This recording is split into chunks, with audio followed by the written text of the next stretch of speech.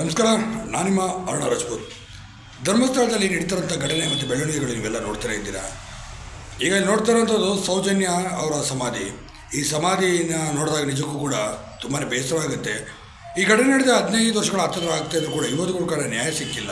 ಈ ನ್ಯಾಯಕ್ಕೋಸ್ಕರ ಹೋರಾಟ ಮಾಡ್ತಾರಂಥ ಯೂಟ್ಯೂಬರ್ಗಳ ಮೇಲೆ ಆಗ್ತಿರೋದು ಅಲ್ಲೇ, ಹಾಗೆ ಸತ್ಯ ತೋರಿಸ್ತಾರೆ ಅಂತ ಡಿಜಿಟಲ್ ಮಾಧ್ಯಮದವ್ರ ಮೇಲೆ ಅಲ್ಲೇ ಆಗ್ತಿರೋಂಥದ್ದು.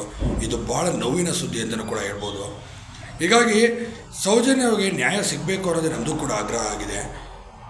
ಅಲ್ಲಿ ಯಾರು ಏನು ಮಾಡಿದಾರೋ, ಯಾವ ಥರ ನಡೆದಿದೋ, ಯಾರು ಅದಕ್ಕೆ ಆರೋಪಿ ಇದ್ದಾನೋ ಅವ್ರಿಗೆ ಖಂಡಿತ ಶಿಕ್ಷೆ ಆಗಲೇಬೇಕು. ಆ ವಿಚಾರದಲ್ಲದು ಯಾವುದೇ ಇದಿಲ್ಲ. ಆದರೆ ಈ ಸೌಜನ್ಯ ಸಮಾಧಿ ಪ್ರತಿದಿನ ಅವ್ರ ತಾಯಿ ನೋಡಿದಾಗ ನನ್ನ ಮಗಳಿಗೆ ಇನ್ನೂ ನ್ಯಾಯ ಸಿಕ್ಕಿಲ್ವಲ್ಲ ಅಂತ ಹೇಳಿ ಅವ್ರು ಕಣ್ಣೀರು ಹಾಕ್ತಾರಲ್ಲ, ಅದು ನಿಜಕ್ಕೂ ಕೂಡ ತುಂಬಾ ಬೇಸರ ಆಗುತ್ತೆ. ಬರೀ ಇದೊಂದೇ ಹೆಣ್ಮಗಳು ಅಂತೇನಲ್ಲ, ಅಲ್ಲಿ ಅನನ್ಯ ಭಟ್ ಮತ್ತು ಪದ್ಮಲತಾ ಅಂತ ಹೇಳಿದಾರಲ್ಲ, ಹಾಗೆ ವೇದವಲ್ಲಿ ಅಂತ ಬೇರೆ. ಈಗ ಈ ಥರ ಎಲ್ಲ ಹೆಣ್ಮಕ್ಳುಗಳು ಲಿಸ್ಟ್ ಇದ್ದಾವೆ ಅಲ್ಲಿ, ಮತ್ತು ಬೇರೆ ಬೇರೆ ಗಂಡಸದು ಕೂಡ ಲಿಸ್ಟ್ ಇರ್ಬೋದು, ಇದೇ ಕೂಡ. ಹೀಗಾಗಿ ಸರಿಯಾದ ರೀತಿಯಲ್ಲಿ SIT ಆಗಲಿ ತನಿಖೆ ಶುರು ಮಾಡಿದೆ. ನ್ಯಾಯ ಸಿಗುತ್ತೆ ಅನ್ನೋ ನಂಬಿಕೆ ನಮಗೂ ಸಹ ಇದೆ. ಆದರೆ ತಾಳ್ಮೆಯಿಂದ ಕಾಯಬೇಕಾಗುತ್ತೆ. ಮತ್ತು ಈ ಯೂಟ್ಯೂಬರ್ಗಳ ಮೇಲೆ ಮಾಡಿದಂಥ ಅಲ್ಲಿನ ಕೆಲ ಗೂಂಡಾಗಿರಿ ಮಾಡಿದಂಥ ಗೂಂಡಾಗಳಿಗೆ ವಿರುದ್ಧ FIRಗಳು ಕೂಡ ಈಗಾಗಲೇ ದಾಖಲಾಗಿದೆ. ಅವ್ರಿಗೆಲ್ಲ ಸರಿಯಾದ ರೀತಿ ಶಿಕ್ಷೆ ಆಗಬೇಕು. ಯಾಕೆಂದರೆ ಮುಂದಿನ ದಿನಗಳಲ್ಲಿ ಧ್ವನಿ ಎತ್ತುವಂಥವ್ರು ಧ್ವನಿ ಅಡಗಿಸೋದು ಅಥವಾ ಆ ಧ್ವನಿನ ಎದುರಿಸುವಂಥ ಕೆಲಸ ಈ ಮೆಸೇಜ್ ಮೂಲಕ ಅವ್ರು ಪಾಸ್ ಮಾಡೋಕೆ ಹೊರಟಿರೋವಂಥದ್ದು. ಧನ್ಯವಾದ.